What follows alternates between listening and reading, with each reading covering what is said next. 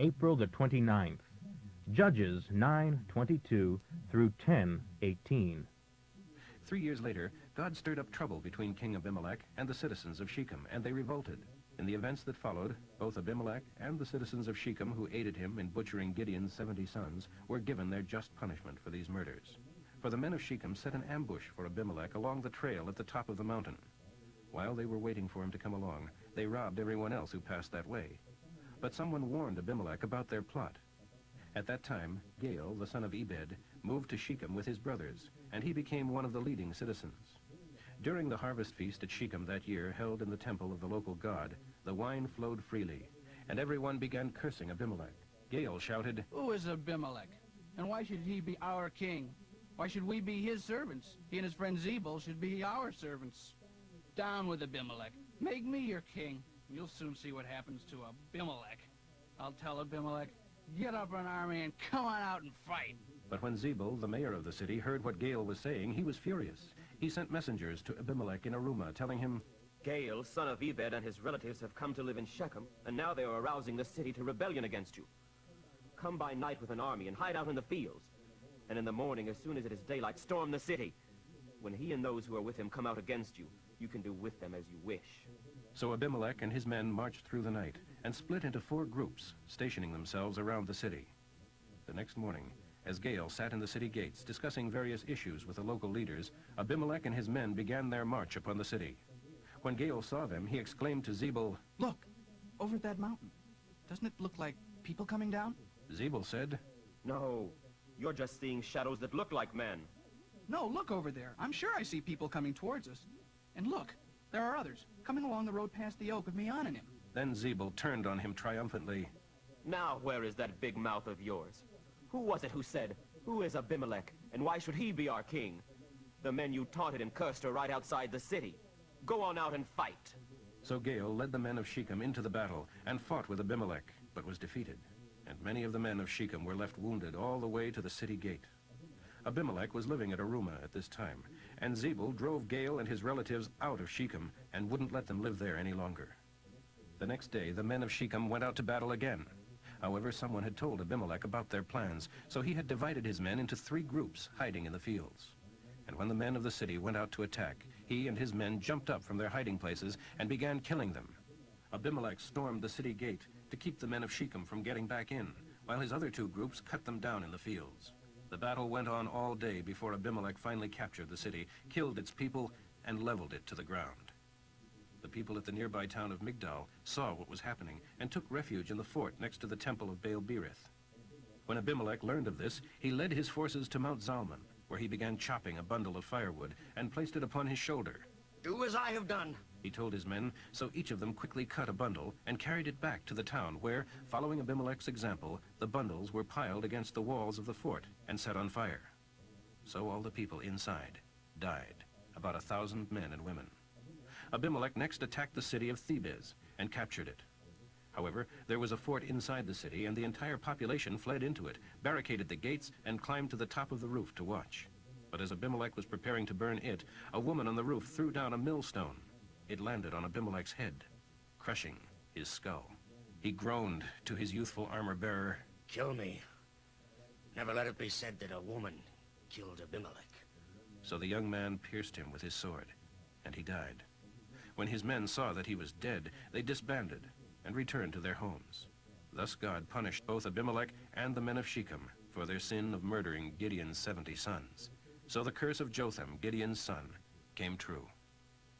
After Abimelech's death, the next judge of Israel was Tola, son of Puah and grandson of Dodo.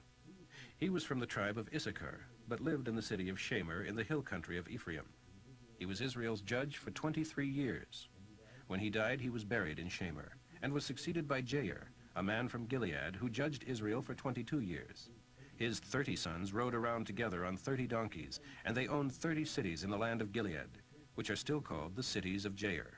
When Jair died, he was buried at Canaan. Then the people of Israel turned away from the Lord again, and worshipped the heathen gods Baal and Ashtaroth, and the gods of Syria, Sidon, Moab, Ammon, and Philistia. Not only this, but they no longer worshipped Jehovah at all. This made Jehovah very angry with his people, so he immediately permitted the Philistines and the Ammonites to begin tormenting them. These attacks took place east of the Jordan River, in the land of the Amorites, that is, in Gilead, and also in Judah, Benjamin, and Ephraim. For the Ammonites crossed the Jordan to attack the Israelis. This went on for 18 years. Finally, the Israelis turned to Jehovah again and begged him to save them. We have sinned against you, and have forsaken you as our God, and have worshipped idols. But the Lord replied, "Didn't I save you from the Egyptians, the Amorites, the Ammonites, the Philistines, the Sidonians, the Amalekites, and the Maonites? Has there ever been a time when you cried out to me that I haven't rescued you? Yet you continue to abandon me and to worship other gods. So go away. I won't save you anymore. Go and cry to the new gods you have chosen. Let them save you in your hour of distress." But they pleaded with him again and said, We have sinned. Punish us in any way you think best. Only save us once more from our enemies. Then they destroyed their foreign gods and worshipped only the Lord, and he was grieved by their misery. The armies of Ammon were mobilized in Gilead at that time, preparing to attack Israel's army at Mizpah. The leaders of Gilead asked each other, "Who will lead our forces against the Ammonites? Whoever volunteers shall be our king." Luke 24:13 through 53. That same day, Sunday, 2 of Jesus' followers were walking to the village of Emmaus, 7 miles out of Jerusalem. As they walked along, they were talking of Jesus' death, when suddenly Jesus himself came along and joined them and began walking beside them. But they didn't recognize him, for God kept them from it. "You seem to be in a deep discussion about something," he said. "What are you so concerned about?" They stopped short, sadness written across their faces, and one of them, Cleopas, replied, "You must be the only person in Jerusalem who hasn't heard about the terrible things that happened there last week." "What things?" Jesus asked. The things that happened to Jesus, the man from Nazareth. He was a prophet who did incredible miracles and was a mighty teacher, highly regarded by both God and man. But the chief priests and our religious leaders arrested him and handed him over to the Roman government to be condemned to death. And they crucified him. We thought he was the glorious Messiah and that he had come to rescue Israel. And now, besides all this, which happened 3 days ago, some women from our group of his followers were at his tomb early this morning and came back with an amazing report that his body was missing and that they had seen some angels there who told them Jesus is alive. Some of our men ran out to see, and sure enough, Jesus' body was gone, just as the women had said. Then Jesus said to them, "You are such foolish, foolish people. You find it so hard to believe all that the prophets wrote in the scriptures. Wasn't it clearly predicted by the prophets that the Messiah would have to suffer all these things before entering his time of glory?" Then Jesus quoted them passage after passage from the writings of the prophets, beginning with the book of Genesis and going right on through the scriptures, explaining what the passages meant and what they said about himself. By this time they were nearing Emmaus and the end of their journey.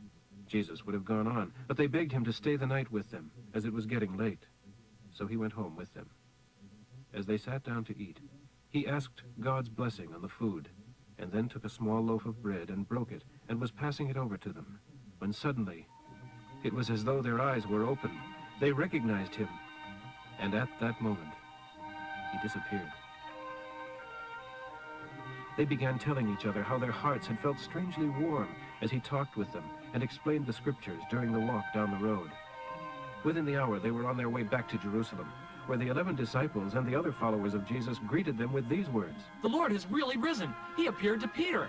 Then the 2 from Emmaus told their story of how Jesus had appeared to them as they were walking along the road, and how they had recognized him as he was breaking the bread. And just as they were telling about it, Jesus himself was suddenly standing there among them and greeted them. But the whole group was terribly frightened, thinking they were seeing a ghost. "Why are you frightened?" he asked. "Why do you doubt that it is really I? Look at my hands. Look at my feet.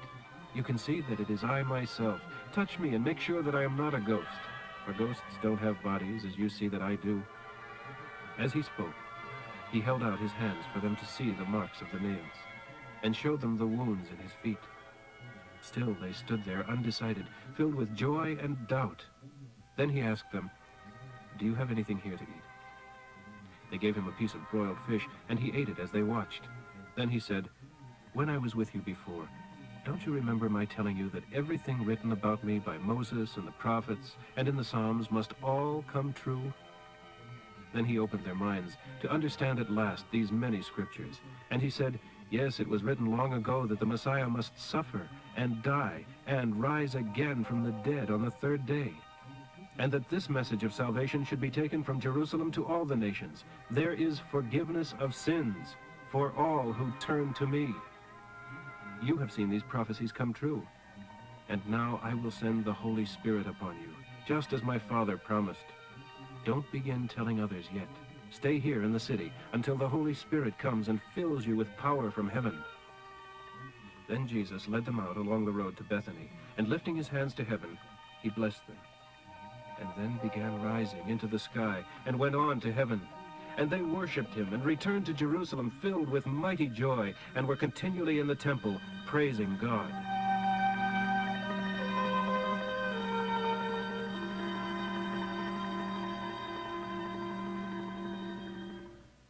Psalm 100, 1 through 5. Shout with joy before the Lord, O earth. Obey him gladly. Come before him singing with joy. Try to realize what this means. The Lord is God. He made us. We are his people, the sheep of his pasture. Go through his open gates with great thanksgiving. Enter his courts with praise. Give thanks to him and bless his name. For the Lord is always good.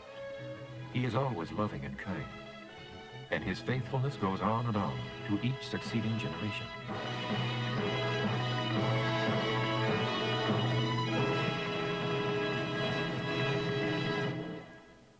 Proverbs for today, 14, 11 through 12. The work of the wicked will perish. The work of the godly will flourish. Before every man there lies a wide and pleasant road that seems right, but ends in death.